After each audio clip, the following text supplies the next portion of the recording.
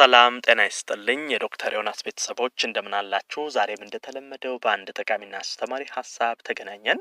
በዛሬ ፕሮግራሜ የቡናን ጠቀሜታ እነግራችኋለሁ። እንደሚታወቀው ቡና በሀገራችንም በመላው ዓለምም በጣም ተወደው ከሚጠጡ ትኩስ ነገሮች አንዱ ቡና እንደሆነ ይታወቃል። ነገር ግን አብዛኛውን ሰው ቡና ሲጠጣ የትኛው የሰውነት ክፍል ምን አይነት ጠቀሜታን ከቡና ያገኛል የሚለውን ብዙም ሰው ግንዛቤ የለውም። ስለዚህ ዛሬ ቡና ስትጠጡ ውስጥ የትኛው የሰውነት ክፍላችሁ ምን አይነት ጠቀሜታ ያገኛል? ቡና ጉዳትስ አለው ወይ?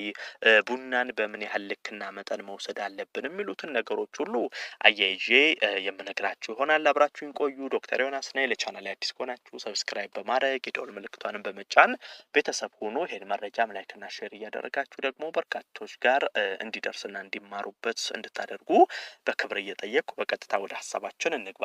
ወደ ቡና ጥቅም ስንገባ በመጀመሪያ አንደኛውና ዋነኛው ጥቅም ለጉበት ነው። ቡና ከጉበት ጋር ተያይዞ በጣም ትልቅ ጠቀሜታ አለው። በተለይ ደግሞ ይሄ ሲሮሲስ የተባለ የጉበት ህመም አለ። ለዛ እንዳትጋለጡ የመከላከል ስራን ይሰራል። እሱ ብቻ ሳይሆን ስብ ጉበት ዙሪያ ላይ እንዳይከማች ይከላከላል። አሁን በተለይ በዚህ ሰዓት ላይ በጣም በርካታ ሰዎች ከሚጎዱባቸው ወይንም ከሚጠቁባቸው ህመሞች አንዱ የጉበት ስብ ነው። አሁን ጉበት አካባቢ የስብ ክምችት በሚኖርበት ጊዜ ከፍተኛ ህመም ይፈጠራል። ታዲያ እንደዚህ አይነት ነገሮችን ቀድማችሁ መከላከል ከምትችሉባቸው ነገሮች አንዱ ቡና ነው። ቡና በጤናማ መንገድ ከወሰዳችሁ ጉበታችሁ አካባቢ የስብ ክምችት እንዳይፈጠር ይከላከላል። ሲሮሲስንም እንደዚሁ በተዘዋዋሪነት መከላከል ትችላላችሁ። ስለዚህ ለጉበት ቡና ትልቅ ጥቅም እንዳለው ማወቅ አለባችሁ። ሌላው ክብደት ለመቀነስ ይረዳል። በተለይ ይሄ በውርጭ ውፍረት ያለባችሁ ቦዲ ማስ ኢንዴክሳችሁ እየተስተካከለ ያልሆነ ክብደት መቀነስ የምትፈልጉ ሰዎች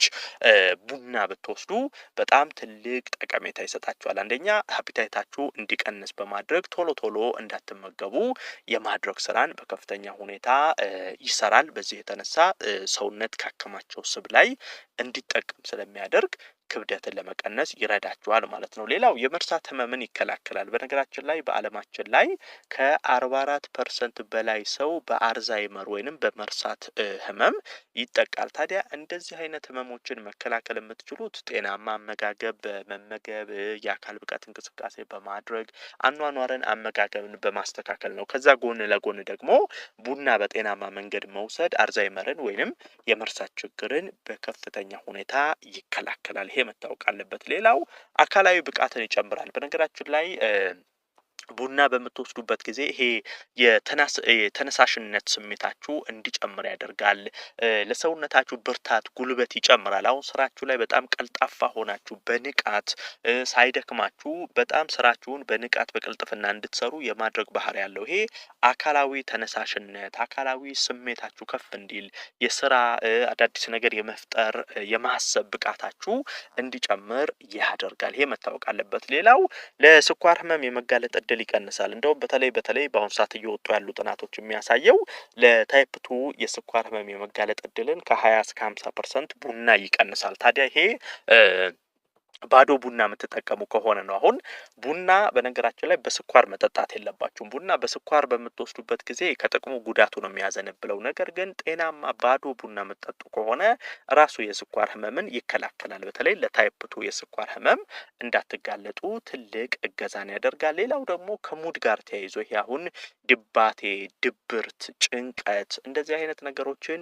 የመከላከል አቅሙ በጣም ከፍተኛ ነው። ይሄን ቡና አሁን በጤናማ መንገድ በየቀኑ ስትወስዱ ስትረስ ሆርሞን ከሰውነት ላይ እየቀነሰ ይሄዳል። ይሄ የመጫጫን ስሜቶች እየቀነሱ ይሄዳሉ። በተቃራኒው እየተነቃቃችሁ ትሄዳላችሁ። የደስታ ስሜት እንዲሰማችሁ፣ ስትረስ፣ ጭንቀት እንዲቀንስ ያደርጋልና ይሄ ከሙድ ጋር ተያይዞ ቡና ትልቅ ጠቀሜታ አለው። ሌላው ለልብ ጤንነት ነው።